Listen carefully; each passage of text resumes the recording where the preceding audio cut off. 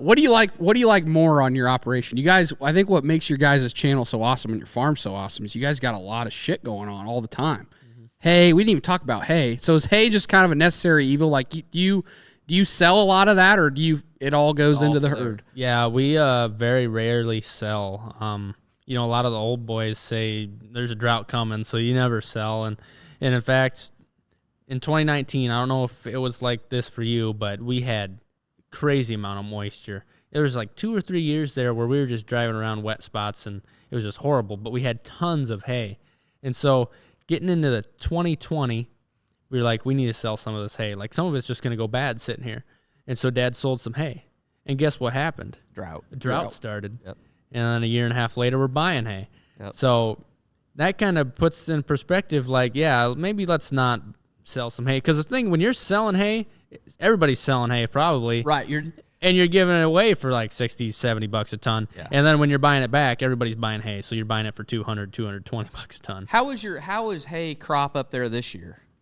It was Did you have good moisture this year? Yeah. So this spring, it just kept raining. Yep. That's how it was here, too. An inch, 2 inches here and there. And so it was actually the toughest we've had putting our crop in, because we'd have to sit and wait for quite a while. It took us 6 weeks to get it in, and I think the previous years it took us less than 3, because we could plug away.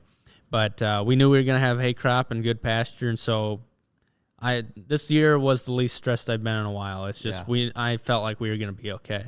Yeah. But, I like putting up hay, and those videos do the best. I think a lot of people They love are watching satisfying when you're filling that bunker up. And, dude, literally, like I watched one time.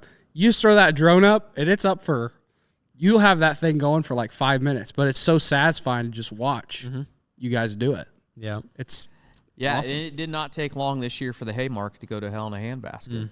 Like, I was just – because we baled a little bit of hay this year for the hay burners. And so the wheels, Cat and Sawyer's wheels were turning about because we've got a 3-corner pasture down here that isn't big enough to do anything, and we've got this out here, and we used to bale hay a lot, and we just don't have any use for it anymore. Your favorite time as a kid? Well, I hate baling hay, yeah, and I don't need to tell that story again anyway. But so they were like, what's hay? What's Small Squares going for this?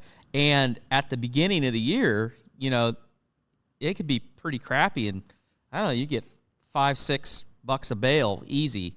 And so they were talking about it, and I got on the Kelowna Sale Barn's website, and it's like, Small Squares, $2 a bale. So, I mean, it was a matter, by about the third cutting this summer, everybody knew there was going to be plenty of hay. Yep. And so they were exactly, guys are like, we got more hay than what we need, but it's not worth anything. Yeah. And so I had one neighbor that you could just tell, because like last year was really dry, and they got 3 cuttings, and they weren't very tall. And I mean, Sheetsy got, I know he got 5. I don't know if he got more than that or not. How many did you guys have this year? Usually just 3. Okay. Yeah. 4, you're getting too close to winter time. If you cut it and then a frost comes, you're going to probably have some winter kill and ruin your stand. And alfalfa's kind of expensive to put in, so you usually want it to stick around pretty good for a while. Yeah. So, yeah, it's even when you get a lot of rain, sometimes it's pretty hard to get that 4th cut for us. So what do you like? I was asking you a question, I veered off, but what do you like more? Do you like the grain farming? Do you like the cattle side? Do you like it all? Like, what if you had to pick one? My perfect day is about 2 hours of each. Okay. Do a little fix in here, sit in a tractor for a little while, cool off, and work some cattle. I really love doing a little bit of everything each day. He's like me. Yeah, you're squirrel brain here. Start a project. Come back to it a couple weeks later. Yeah. What were we doing? A lot of people love harvest, but, if I'm sitting in that grain cart all day, I didn't have a particularly great day. Yeah. So in that case, I'd love to run combine for an hour or 2, truck for a while, run grain cart. I got to keep some sort of variety. Yeah. I agree with you. Harvest is, I think people there's some people out there just love it. For me, I love it, but when you just sit in a grain cart or just sit in the same spot all the time, it just wears on you a little bit. It's like, yeah. But Same to old get shit. it done on time, that's what you got to do is Right. park your butt right in Yeah. that seat. Yeah. Yeah.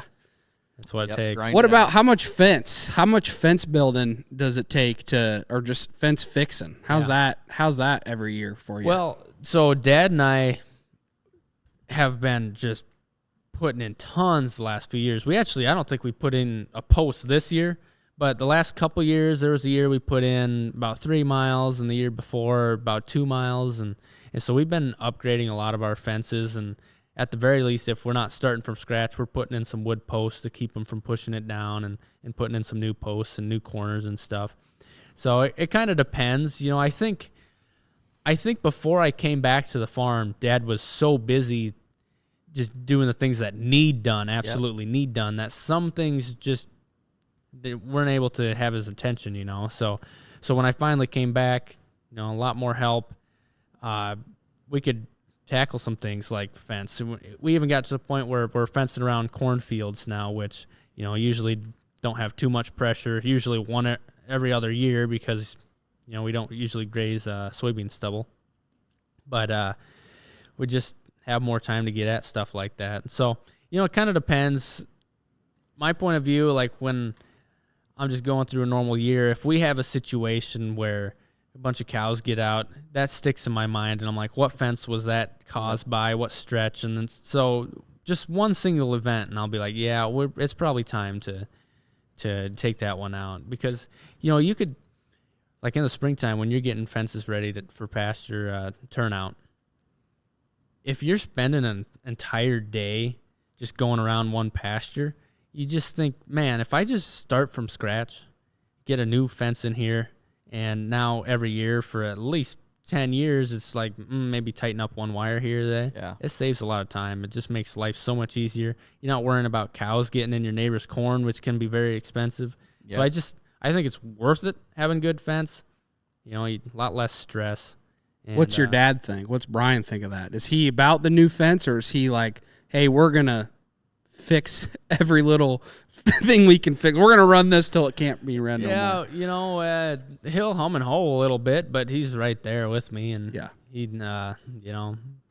understands just like I do that some of this stuff needs done, and so No, I mean honestly, like there was this 2 years ago we did all the way around a quarter, and so it's 4 half-mile long stretches of fence. Yep. So it's 2 miles, and I'd be lying if I said he didn't push us into that one.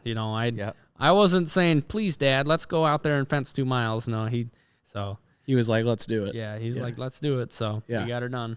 So you guys, do you have any funny cattle stories as far as cows getting out at all? You got anything that you can remember? I mean, you're kind of probably like us in the fact that any opportunity of shit going south, where's the camera? Yeah. Makes for good content. Makes for good content. Sucks, but it almost helps a little bit. Honestly, when people started adopting continuous fence, I don't know if you know what that is.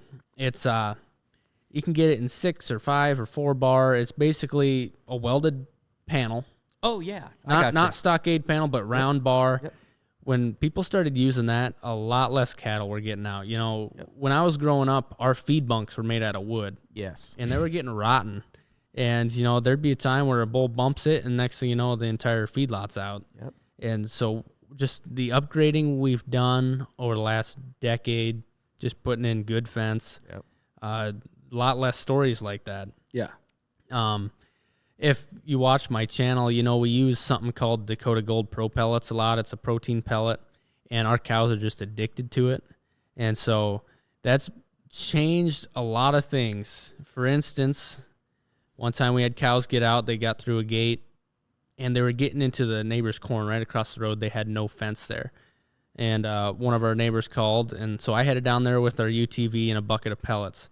And I kid you not, I gave it a shake, and everybody came out of the corn. They left the corn for these pellets. For the pellets. Holy cow. That's the best story I got. Drove right back into the gate. They all came in, followed me, counted them. Yep, everybody's here. They just love those pellets.